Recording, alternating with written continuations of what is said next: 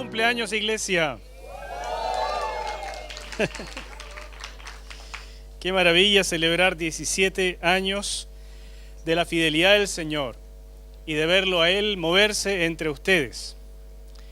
Oiga, yo estoy medio complicado, no sé cuál es el frente acá.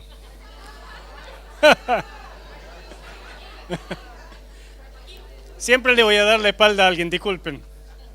Esto no se cae, ¿no es cierto? Se va de a poquito, de a pedazos. No, les felicito, es muy ingenioso, está hermoso y de verdad felicitaciones por sus 17 años y gracias por poder compartirlo. Y me acompaña mi esposita como siempre y veo tantas caras conocidas además, ¿no es cierto? Así es que qué rico verles, hermanos, y gracias a mi señora que siempre está orando por mí, protegiéndome también. Si no me sale bien la prédica, ella me cuida. Bien. Oremos, busquemos al Señor para que su palabra fluya entre nosotros. Padre bueno, Padre celestial, te hemos adorado, Señor, ha sido nuestro privilegio, es nuestro deber también, es justo, es recto, es bueno que te adoremos. Pero ahora también llegamos al momento en que pedimos que tú envíes tu palabra. Esa misma palabra, Señor, que tú enviaste al principio y por la cual fueron creadas todas las cosas. Esa palabra que tú envías cuando quieres sanar a alguien. Esa palabra, Señor, que en un momento maravilloso de la historia dijiste que se hiciera carne y tu Hijo Jesús, el Logos, la palabra, se hizo carne. Esa palabra que ha llegado hasta nosotros, escrita, para poder saborearla, disfrutarla y conocerte. Esa palabra ahora te pido, Señor, que tú la envíes y no vuelva a ti vacía. Y lo pido en el nombre de Jesús. Amén.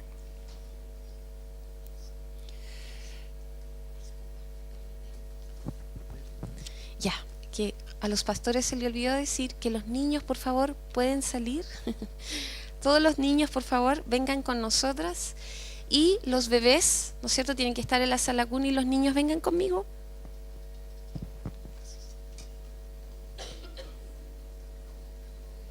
Estaban tan tranquilitos que ni se notaba que había niños. ¿Qué piensan, hermanos, cuando escuchan la palabra cruz? ¿Qué se les viene a la mente?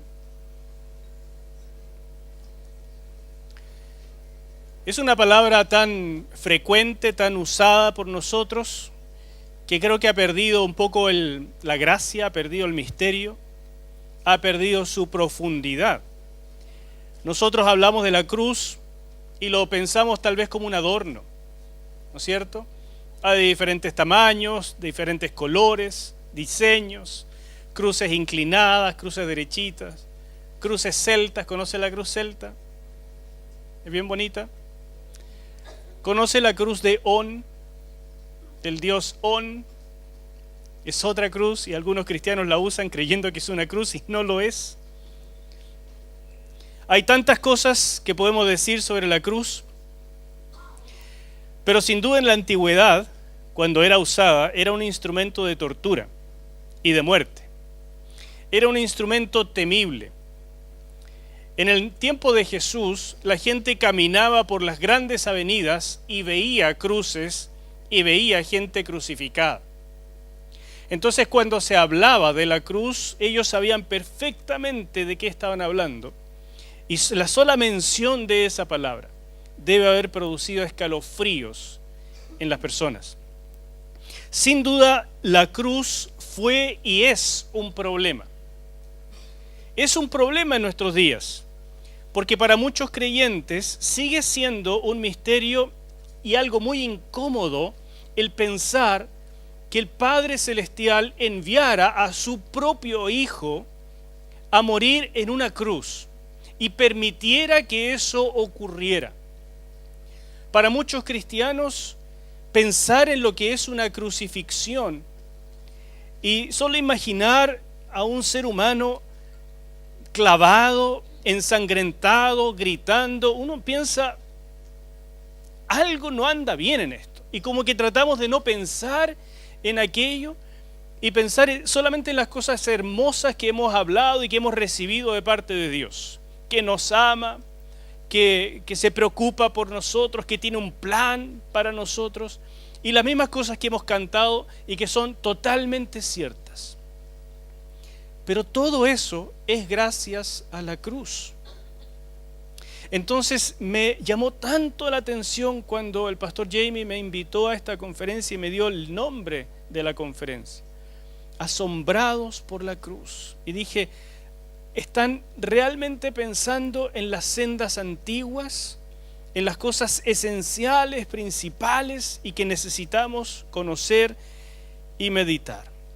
En la antigüedad el problema era un poco diferente que para hoy. Si hoy nos complica el hecho de ver tanta sangre, de una muerte tan horrible y de pensar cómo el Padre lo permitió, en la antigüedad era un poco diferente. Porque piensen que Jesús en su ministerio, usted lo puede leer en la Escritura, le dijo varias veces a sus discípulos que moriría y moriría de forma horrible en una cruz, que sería levantado, que sería crucificado.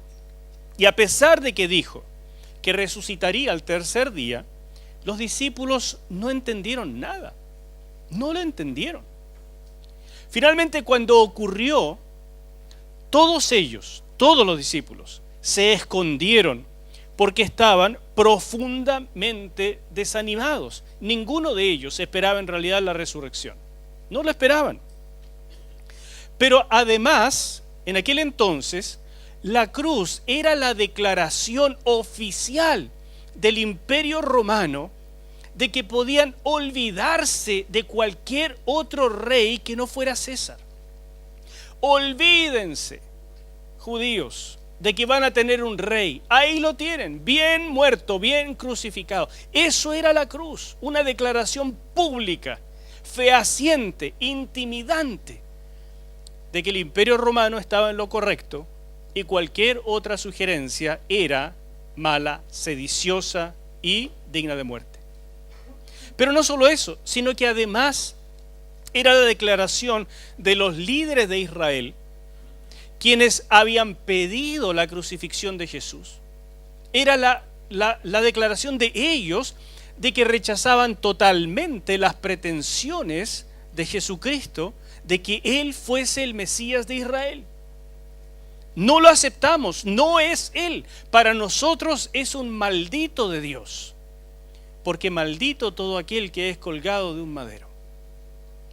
Así es que, hermanos míos, la cruz para los primeros que la vieron fue un gran problema. Ellos estaban escondidos, tristes y sin esperanza.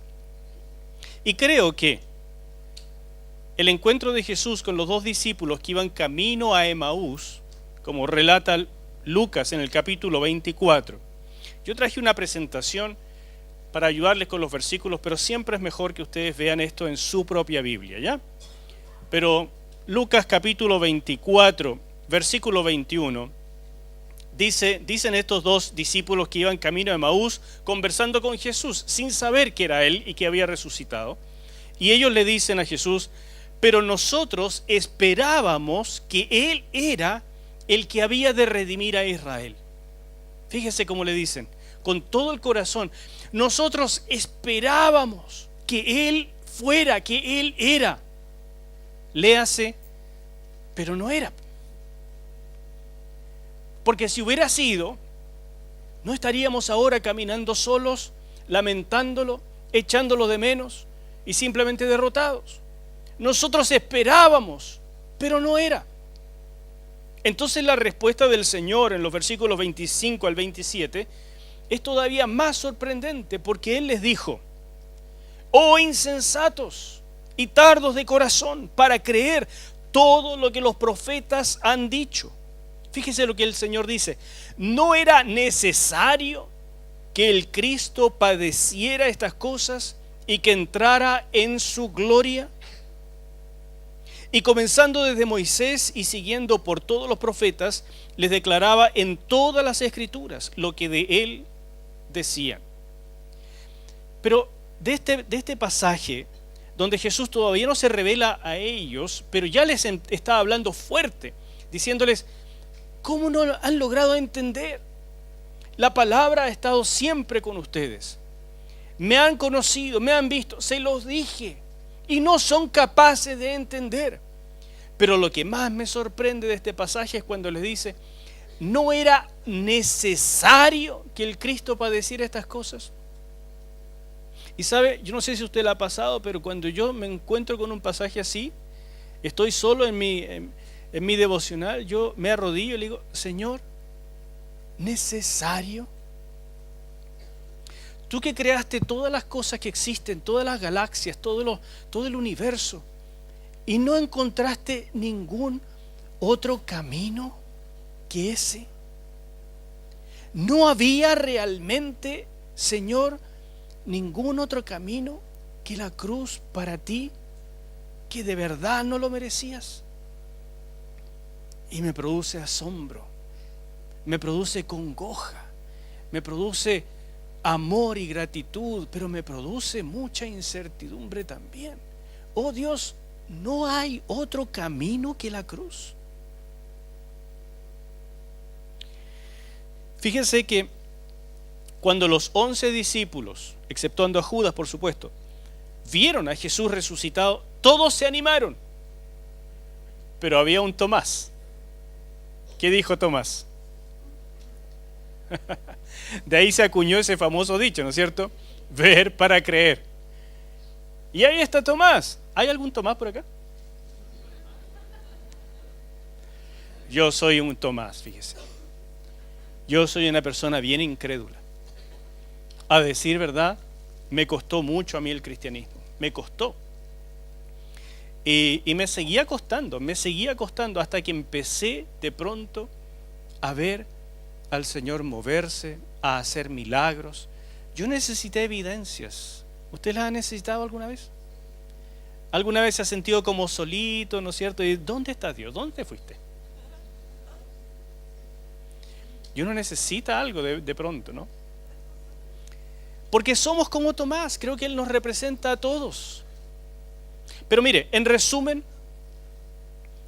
en la cruz los discípulos vieron una terrible derrota. Hay que ser francos. Una profunda y terrible derrota que no lograban encajar con sus esperanzas mesiánicas, para nada. De hecho, Jesús, el Señor, sabía que ni aún la resurrección sería suficiente, porque eso les traería mucho ánimo, como en efecto ocurrió, los tiraría para arriba y se sentirían felices, renovados, pero les duraría poco. Y por eso, una vez resucitado, les dijo, chiquillos míos queridos, quédense en Jerusalén hasta que venga sobre ustedes, ¿quién? El Espíritu Santo, porque entonces me serán testigos. El Señor sabía que sin el Espíritu de Dios, ni siquiera haber visto al Cristo resucitado sería suficiente, porque el mundo, hermanos queridos, está lleno de Tomases. Y cuando ellos comenzaran a predicar, muchos le dirían, no te creo. Y cuando ellos empezaran a sentir la oposición y los piedrazos, pronto se desanimarían. La única forma de que la iglesia cristiana llegara hasta este día, celebrando sus 17 años, es que viniera el Espíritu de Dios. La única manera es que el Espíritu Santo les llenara a ellos de una convicción que va más allá incluso de haber visto a Jesús morir y resucitar. Una convicción que remueve el corazón y que da poder para predicar, y que además es solo por el Espíritu Santo que logra caer el velo de incredulidad de cualquier Tomás. Es por ese actuar del Espíritu Santo que ustedes y yo hemos llegado a conocer a Cristo. No es porque nosotros lo dedujéramos, no es porque simplemente de repente como que se nos discurrió la cosa. Es que había un velo y el Espíritu de Dios lo quitó Y sin eso, ustedes y yo seguiríamos siendo enemigos de Dios. Y todo eso es gracias a la cruz. No puedo decirles cuánto dependemos del Espíritu Santo. Ustedes lo proclaman, ustedes hablan igual que nosotros de la presencia de Dios. Ustedes hablan de la necesidad de ser llenos del Espíritu Santo, pero nunca se cansen, hermanos, porque no hay otra forma. Sin el Espíritu de Dios, la iglesia no tiene forma ni de subsistir, ni de predicar, ni menos de convertir a alguien. Por eso Jesús les dice: esperen en Jerusalén hasta que venga sobre ustedes el Espíritu de Dios. Entonces me serán testigos. Sabe que como era un problema hablar del Mesías crucificado, el Espíritu Santo comenzó a revelar muchas cosas, y entre ellas darles un discurso coherente, un discurso que les diera tranquilidad y que fuera también entendible para los demás del lugar de la cruz, en lo que hizo el Señor Jesús. Y claramente el papel mayor de elaborar ese discurso fue revelado al apóstol Pablo. Fíjese lo que el apóstol dijo en Gálatas capítulo 3, versículo 13. Cristo nos redimió de la maldición de la ley, hecho por nosotros maldición. Porque está escrito: maldito todo el que es colgado de un madero. Y por supuesto es una referencia a Deuteronomio 21, versículo 22, donde para los crímenes más severos hay 18 crímenes en el Antiguo Testamento que merecen la pena de muerte. Y de esos 18 crímenes, la manera en que se ejecutaba era que debía ser la persona amarrada, colgada en un madero, y el pueblo públicamente rechazar lo que esa persona había hecho, apedreándolo, todos ellos.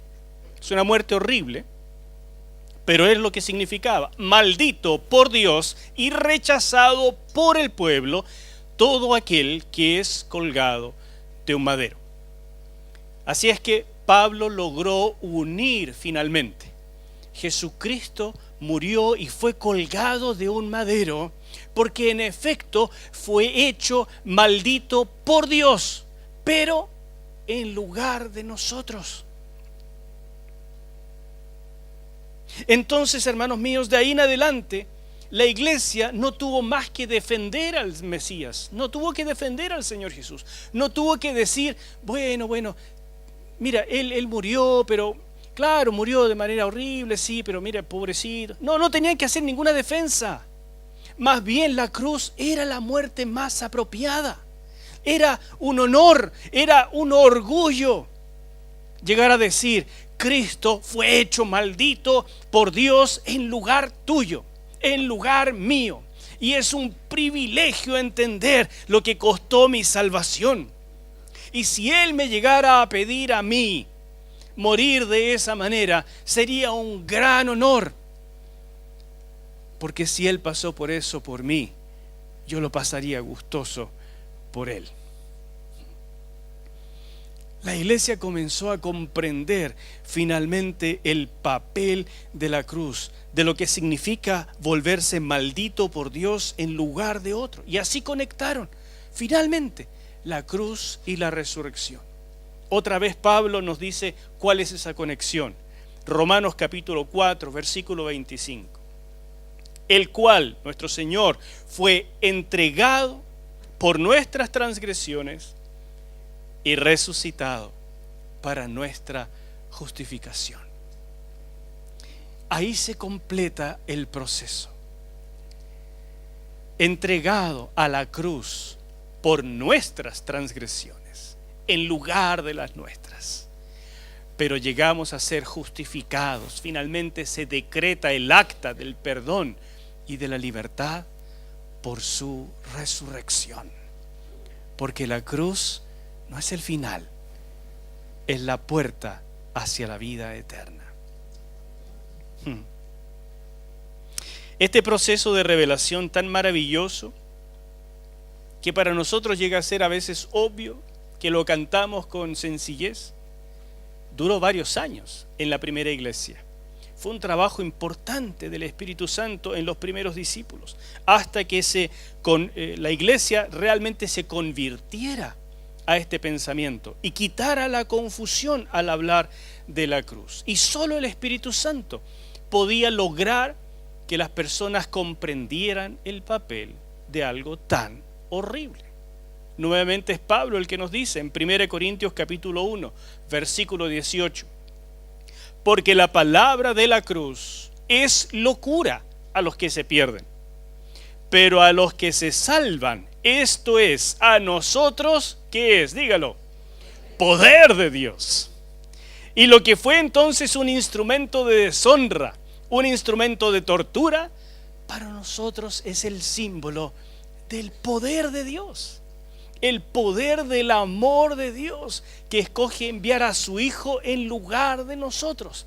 El poder de Dios que vence la muerte y resucita a una persona. El poder de Dios que al resucitar a su Hijo lo trae de regreso a donde siempre estuvo y le dice: siéntate a mi diestra hasta que se cumplan todas las cosas y ponga a todos tus enemigos por estrado de tus pies. El poder de Dios enviando al Espíritu Santo para que tú y yo podamos ser salvos.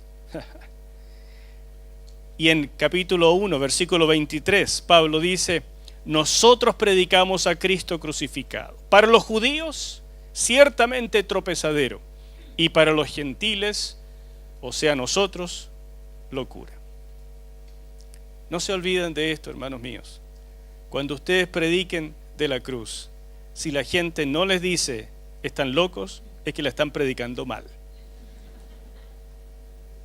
Es una locura, pero es el camino que Dios escogió, el único conveniente, apropiado. Ahora, hermanos, ¿saben? Mucho se puede decir de la cruz, como que en ella se cumplieron todos los sacrificios descritos en el Antiguo Testamento. Mucho se puede decir acerca de que Jesús es nuestra Pascua. Se puede hablar de la cruz como el lugar donde las llagas de Cristo sanan nuestras heridas. Muchas revelaciones, muchas dio el Espíritu Santo. Pero para mí, y con eso quiero ir terminando, hay una que clava mi corazón, que la encuentro tal vez la más profunda, la más sobrecogedora de todas. Y de eso quiero hablarles un momento. El descenso de Cristo. ¿Cómo fue la decisión del Señor de llegar hasta la cruz? ¿Y qué significa eso para nosotros? Y si ustedes me acompañan, va a estar ahí otra vez proyectado, pero mejor véalo en su Biblia, subráyelo. Si me acompañan a Filipenses capítulo 2, versículos 5 al 11. En este pasaje tan maravilloso donde el Señor nos dice: por favor, entiende lo que significa la cruz. Porque para Dios entender no es solamente que las palabras cuadren, ni siquiera es memorizar. Para Dios entender significa transformar. Si uno entiende algo, para Dios significa que ese algo me afecta, me cambia. Solo uno puede decir que está entendiendo la palabra de Dios cuando esa palabra me está cambiando a mí. Antes de eso, comprendió, entendió la gramática, lo que significa cada una de las palabras, pero todavía no ha entendido. Así que leamos con entendimiento. Filipenses capítulo 2, versículo 5.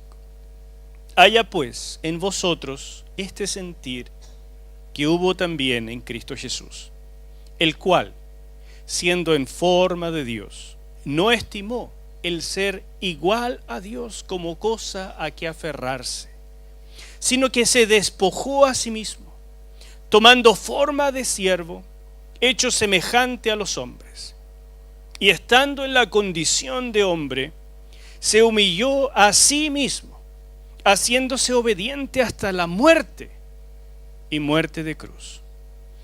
Por lo cual, y cuando usted vea un por lo cual en la Biblia, subráyelo. Por lo cual Dios también le exaltó hasta lo sumo y le dio un nombre que es sobre todo nombre, para que en el nombre de Jesús se doble toda rodilla de los que están en el cielo y en la tierra y debajo de la tierra, y toda lengua confiese que Jesucristo es el Señor, para gloria de Dios Padre. Aleluya. No, si solo de leer este pasaje es una prédica, ¿no es cierto? Es una maravilla. Pero fíjese que Jesús tomó la decisión de descender. Para Jesús la cruz no fue una sorpresa. Él no llegó a la tierra diciendo: ok, papá, aquí estoy, ¿qué vamos a hacer hoy día? Él sabía que venía. Ni siquiera estaba en duda: Padre, ¿de qué voy a morir? ¿De viejito? No. En la cruz, hijo. Antes de descender, no solamente lo tenía súper claro el Señor, sino que escogió que así fuera. Hay una decisión, hay una elección. Dice que Jesús, siendo Dios, en la forma de Dios, en todas las características de Dios, no estimó el ser Dios como algo de que abrazarse, como diciendo: no voy al colegio, no es eso. No se aferra a nada, sino que lo soltó todo. Y hermanos, no está soltando un cargo en el trabajo, no está soltando un puesto, un sueldo, no está soltando el número 7 en la selección, no. Está soltando el ser igual a Dios para venir a hacerse hombre, siendo hombre hacerse siervo, siendo siervo humillarse hasta la muerte y muerte de cruz. A eso venía. A él simplemente no lo sorprendió. Pero ¿sabe qué?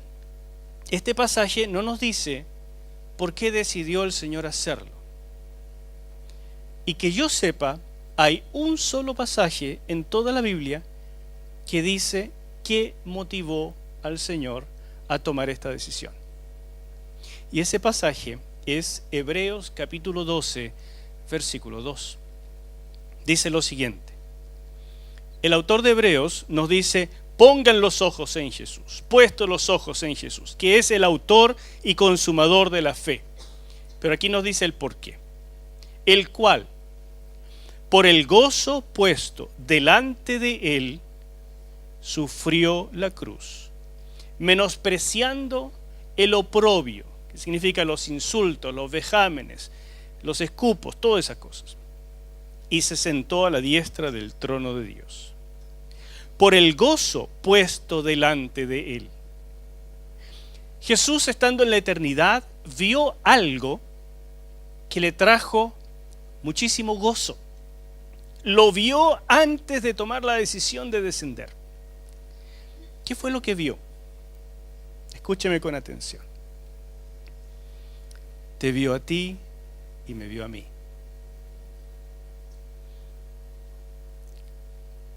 Nos vio en nuestras miserias. Nos vio sufriendo, solos. Pero también vio nuestro potencial. Vio lo que podríamos llegar a ser. Vio este día, 7 de julio del 17, donde ustedes cumplen 17 años. Vio todas las amistades que has hecho aquí y le dio gozo. Vio la restauración de tu vida, de que en lugar de ser una persona que desperdiciara su vida, va a ser alguien que encuentra su vida. y encuentra el amor verdadero del Padre y se llena, y que ya no respira así como, sino que puede llenar los pulmones y decir: la vida es buena. Vio todo eso y dijo: vale la pena. Te vio a ti y me vio a mí y dijo: valen la pena. Yo me sorprendo de ese pasaje. Cada vez que lo leo me dan unas ganas de llorar, porque yo no me creo tan valioso como para eso. ¿Te crees tú tan valioso como para la muerte del Hijo de Dios? ¿De verdad crees que vales eso?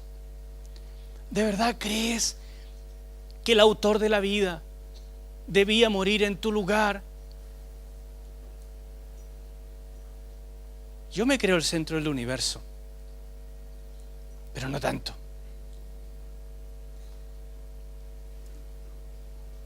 Pero Él sí lo cree. Y eso es lo que me maravilla. Él sí me miró y dijo: ese cabrito vale la pena. Ese chiquillo que va a nacer hace algunos poquitos años atrás, vale la pena. Ah, Señor, valgo la pena porque un día te voy a servir y voy a predicar y gente se va a convertir. No, si eso lo puede hacer cualquiera. Vale la pena simplemente porque va a ser mi niño, porque vamos a volver al origen de para qué existe, porque se va a encontrar consigo mismo, con su prójimo y con Dios, y va a encontrar el propósito de su vida y va a ser feliz. Y eso vale la pena que yo pase por la cruz. Así es que Jesús no se aferró a lo que le pertenecía por esencia, lo soltó, y en un abrir y cerrar de ojos lloraba en un pesebre. Y cuando abrió los ojos y se dio cuenta de dónde estaba, no dijo: papi, llévame de vuelta. No, dijo: vale la pena estar acá. Y el misterio de irse dando cuenta, desde ser un bebito que necesita que le cambien los pañales, de irse dando cuenta de quién era, hasta dónde iba a llegar en la cruz, y mirar a todos ellos que él piensa que sí valen la pena, cómo lo rechazaban. Y todos los años que yo le rechacé, y aún así vino. Por eso que es asombrosa la cruz, porque es una decisión de puro amor, amor líquido, amor que fluye.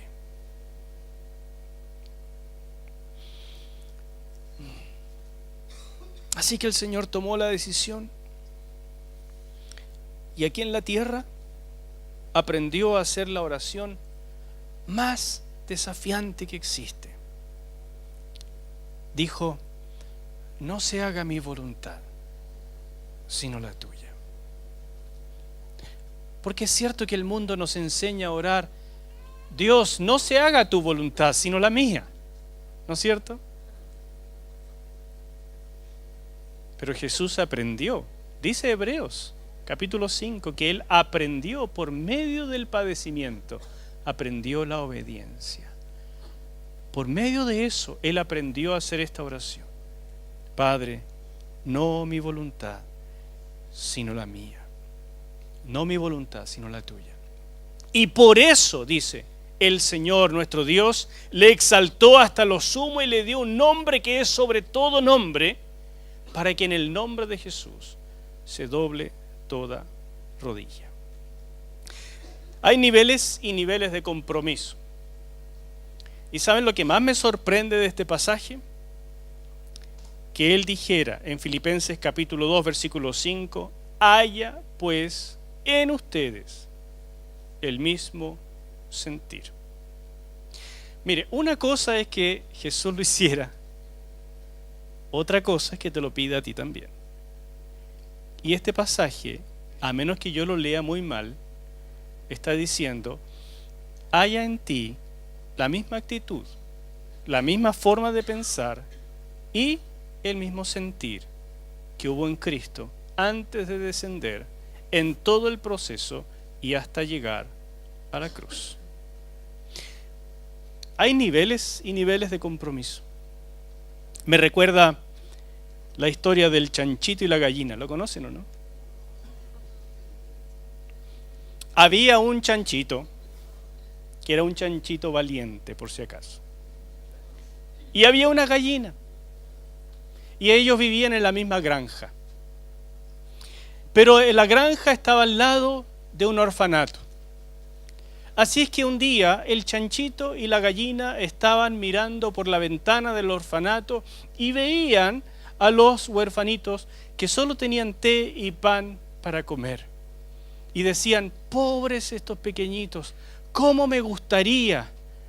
Decía el chanchito, ¿cómo me gustaría que pudieran tener una once entretenida, una once rica, una once llena de todos los manjares para quitar un poquitito las penas de estar tan solitos? Oh, yo también quisiera, dijo la gallinita. ¿Y por qué no le hacemos nosotros la once? Oh, ¿cómo lo hacemos? Dijo el chanchito.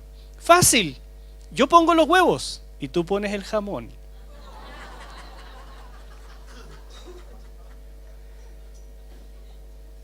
Son distintos niveles de compromiso, ¿no?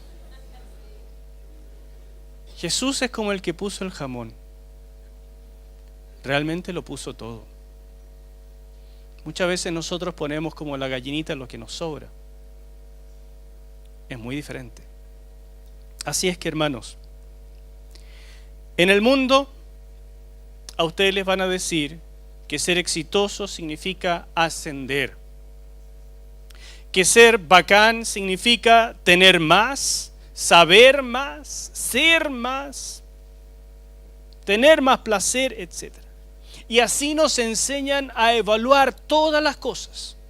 Si algo te conviene, es porque ese algo te va a reportar más placer, o más dinero, o te va a reportar más poder, o algo que te convenga. Y saben, chiquillos míos, así evaluamos todas las cosas. Así evaluamos las amistades que tenemos, el trabajo, el sueldo. ¿Por qué se cambian ustedes de trabajo? Para trabajar más y ganar menos.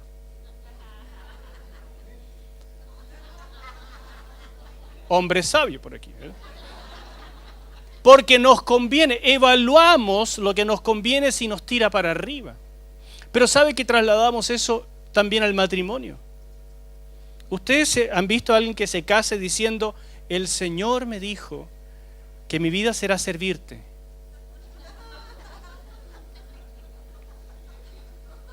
Nos casamos porque pensamos que tal persona nos hará bien, nos hace felices, nos gusta estar con tal persona, ¿o no? Evaluamos las relaciones también según nos conviene, o sea, si nos tira para arriba. Óigame, ¿sabe que también evaluamos así la iglesia? ¿Usted iría a una iglesia que no le conviene? Yo no ha llegado nunca a mi iglesia alguien que diga, ¿sabe, pastor? Esta iglesia no me gusta, usted me cae re mal. Pero el Señor me dijo que aquí he de servir. No, la gente llega, pastor, me gustó, me siento bien, me gusta la alabanza, me gusta la predicación, me conviene estar aquí. La forma de ver del mundo le tira para arriba. Pero Jesús dice, haya en ustedes este mismo sentir que hubo en Cristo Jesús, el cual fue hasta la cruz. El cual no se aferró a lo que le conviene, sino que dijo, el camino de la cruz es el único que puede agradar a Dios, el único que finalmente me tirará a mí arriba en los planes divinos, el único que me hará grande en el reino de Dios, es el camino de la cruz, que va siempre al principio para abajo. Por eso que la cruz es sorprendente. porque te dice, no solamente admires a Jesús, sino toma tu cruz y síguele. Y si hemos perdido de vista esto en el cristianismo, ¿sabe lo que pasa? Convertimos la iglesia en un centro de entretenciones. ¿Es malo que la iglesia sea entretenida? ¿Es bueno que la iglesia sea entretenida? ¿Cuántos dicen amén? Es rico, ¿no? Claro, es bueno que la iglesia sea bacán, que sea movida, que haya buenas relaciones. Es muy bueno. Pero cuando la iglesia se transforma en un parque de diversiones y compite con los medios para tratar de captar a la gente en lugar de todas las otras entretenciones que hay, pronto viene un partido de la selección y uno se da cuenta que pierde. ¿O no?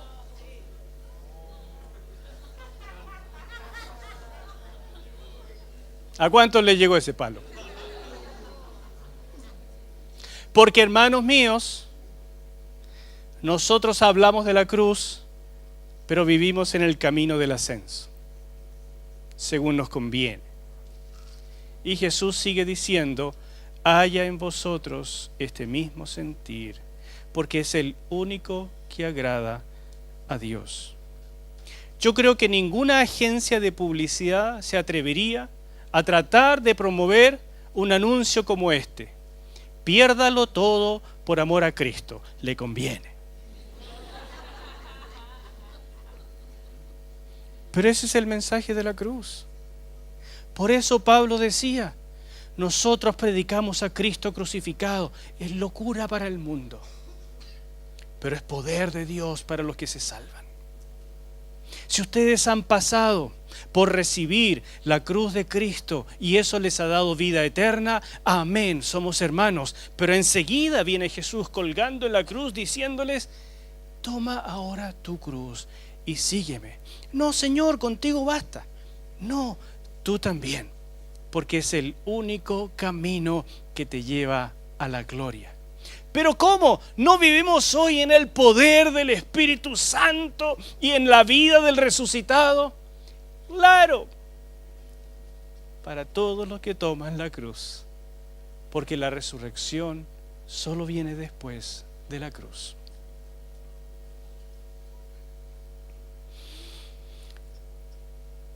Hay tanto más que se podría decir sobre este tema, pero siento que llegué a un punto donde ya puedo empezar a darme vueltas y solo quiero animarle a pensar en su vida como está en este momento. Están enredados, hermanos míos, a lo mejor con proyectos, deudas, afanes. Están enredados con una vida que sea complicado por tratar de adaptarse a los estándares del mundo. Le han seguido el juego a la forma de vida de tener que verse de cierta manera, saber ciertas cosas, vivir de cierta forma para ser aceptables. Le han seguido el juego a los más jóvenes, digamos, a los pololos, a las pololas, de que así tienes que ser para ser aceptable. Le han seguido el juego, mis queridos, al mundo de cómo se debe hacer para tener un trabajo y para ir creciendo, del auto que hay que tener, de la cuenta corriente que hay que tener, de todos los seguros que hay que tener. Se les ha complicado la vida por tomar el camino del ascenso. Jesús sigue gritando desde lo alto ahora, porque ya venció la cruz. Haya en ustedes este sentir, porque este es el camino que lleva a la gloria. Mira la cruz como un altar. Aférrate a la cruz y dile, en esta cruz, Señor, yo clavo mis proyectos, mis anhelos, mis amores, mis temores, para que tú resucites lo que sí vale la pena. Yo te creo. Este es el camino a la gloria. Amén. Oremos.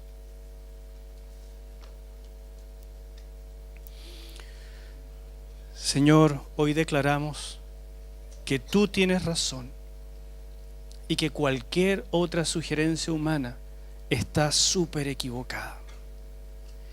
Hoy declaramos, Señor, que todo lo que vemos en el mundo, en los trabajos, en la publicidad, en las relaciones, nos dice que tenemos que cuidar de nosotros mismos y que nadie más lo hará.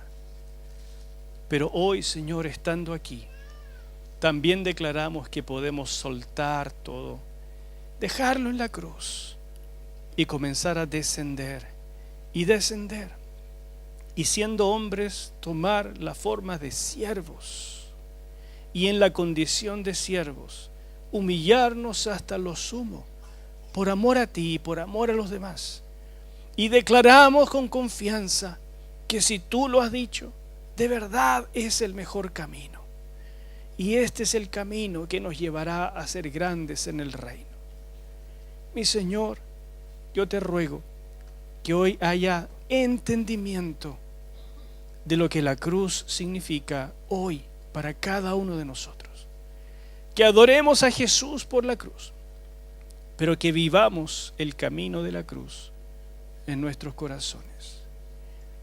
Y yo te pido esto, Señor, con gratitud, porque sé que es el camino de sanidad para tu pueblo, para regresar a una iglesia pura, santa, sin mancha ni arruga, sin nada de qué avergonzarse, y que lleve el evangelio con poder hasta lo último de la tierra.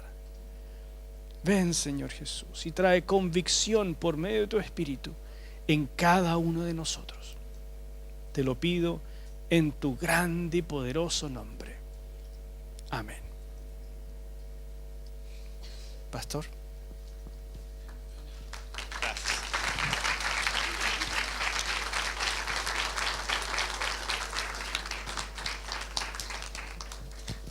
Vamos a invitar a los músicos, si nos pueden acompañar los últimos ratos de esta noche.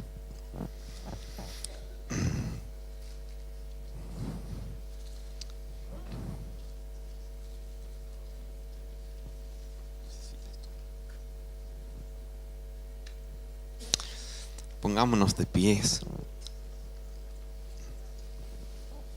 Mientras que los músicos se preparan,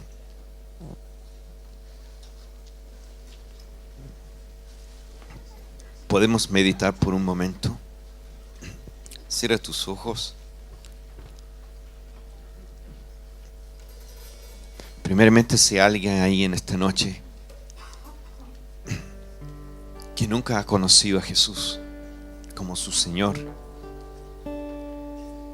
nunca ha conocido esa experiencia de ser perdonado y borrado todo lo feo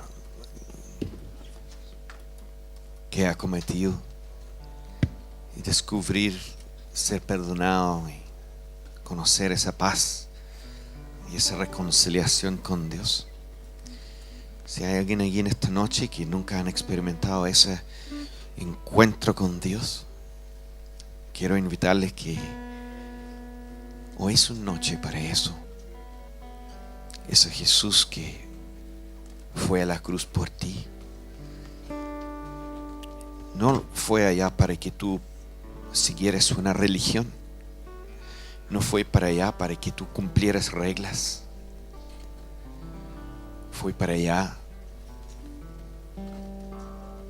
para que tú pudieras llegar a Él y Él a ti, que pudieras conocerlo, experimentar su amor, ser perdonado, conocer su paz.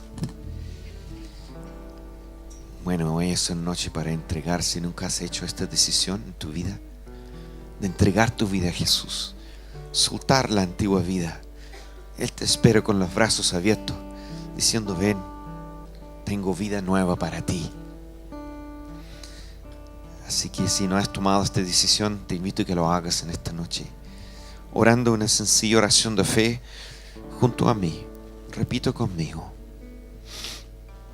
Padre, gracias por enviar a Jesús que hoy, en fe, puedo colocar sobre Él todo mi pecado.